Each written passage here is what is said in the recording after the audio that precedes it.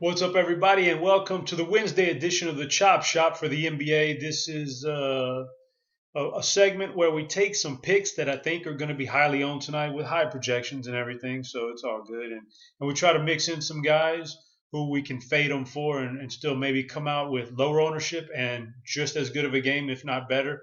As always, the guys I'm fading, really good cash game plays because they're highly owned. They're high owned for a reason, so they make for good cash game plays. But in tournaments, sometimes you got to be a little different, especially when you're chasing those huge prize pools out there with thousands and thousands of other teams to compete with. You got to be a little bit different. So let's get cranked up here. We'll start off in the very high range. I mean, the elite players.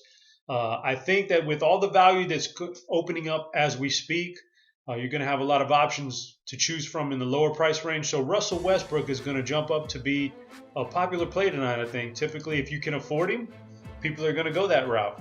I think he makes for a great cash game play tonight.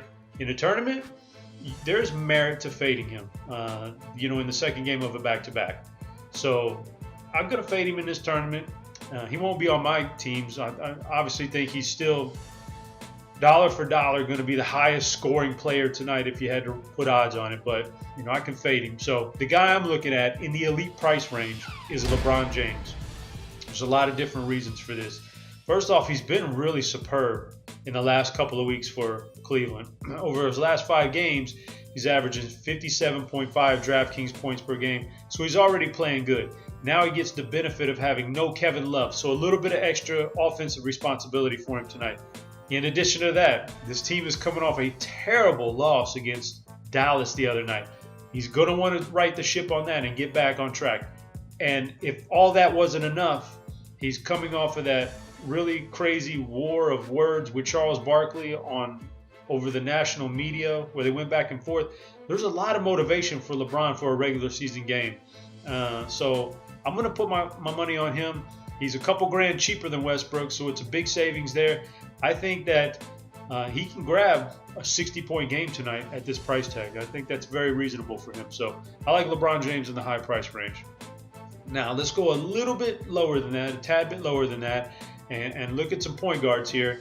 I think with DeMar DeRozan having already been ruled out tonight and the big performances that have come from Kyle Lowry is going to be pretty chalky tonight, and he deserves to be. With DeRozan out, he gets a good bump. But to me, there's factors here that could play in him having an average game, which we don't want an average game at this price tag. He is on the second game of a back-to-back, and they are traveling on this second game. So maybe he starts off really slow and doesn't quite get to the value you want him to get to. There's always that possibility in this situation. So I feel fairly comfortable fading him tonight in tournaments if he's going to be super high owned.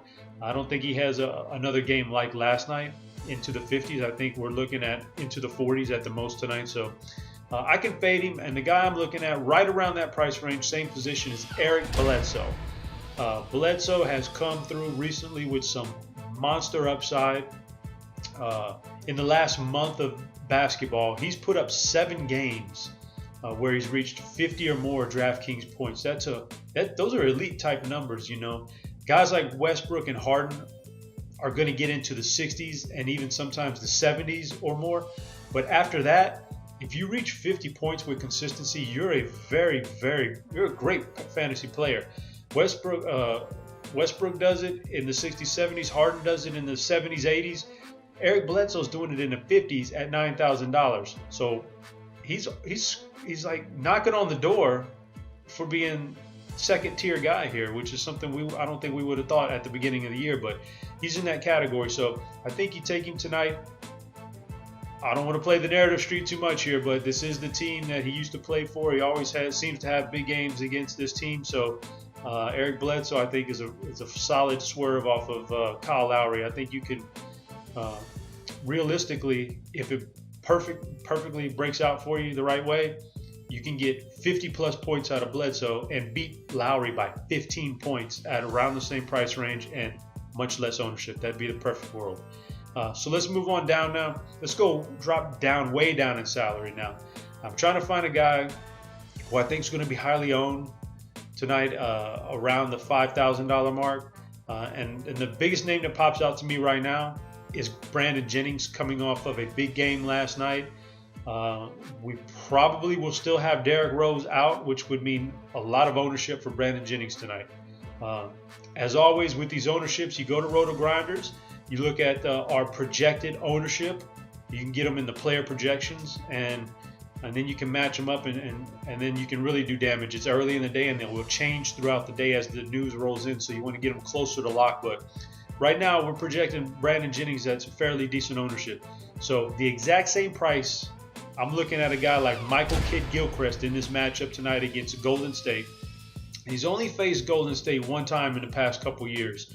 That was about a week ago when he dropped over 32 DraftKings points against them. This is a matchup that should favor him. The way Golden State plays up and down the floor, the way they get up shots on offense so fast in flurries like that, should favor his style of play. He's an athletic grinder, if there's such a thing. So I think that he's in a good spot here at the same salary as Jennings. He could get up into the mid-30s tonight, especially if we have some more injuries for Charlotte. We know that Cody Zeller has been out recently. If he's still out, and who knows who's added to that list tonight, Kidd-Gilchrist could take on even more offensive responsibility. I think he could outscore Jennings tonight for a much lower ownership. So with that being said, guys, there's three guys I don't mind fading in tournaments, for three guys that I do like in tournaments. Hope it pans out for you. I'll be back on Friday with another edition of the Chop Shop, and good luck tonight.